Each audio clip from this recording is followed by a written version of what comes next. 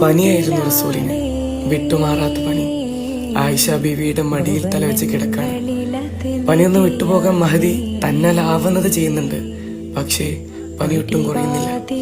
ജിബ്രീൽ അലൈഹിസ്സലാത്തു വസ്സലാം വന്നിട്ട് ചോദിച്ചു, നബിയെ, പുറത്ത് അസ്രായിൽ നിൽക്കുന്നുണ്ട്, അങ്ങേക്ക് സമ്മതാണെങ്കിൽ അങ്ങയുടെ റൂഹിനെ കൊണ്ടുപോകാൻ അള്ളാഹുവിന്റെ കൽപ്പനയുണ്ട്.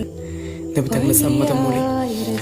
അസ്രായിൽ അലൈഹിസ്സലാത്തു വസ്സലാം തങ്ങളുടെ റൂഹിനെ പിടിക്കാൻ തുടങ്ങി. തങ്ങളെ വേദന സഹിക്കാൻ കഴിയാതെ പറഞ്ഞു, ഒന്ന് പതുക്കെ പിടിക്കണേ. മറുപടി ഇതായിരുന്നു, നബിയെ, വെണ്ണയിൽ നിന്നും നൂല് വലിക്കുന്നത് പോലെയാണ് അങ്ങയുടെ റൂഹിനെ പിടിക്കുന്നത്.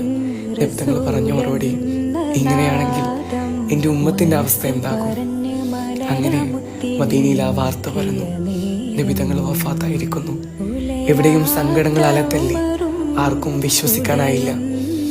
ആരാണ് എന്റെ നബി വഫാത്തായി എന്ന് പറയുന്നത്?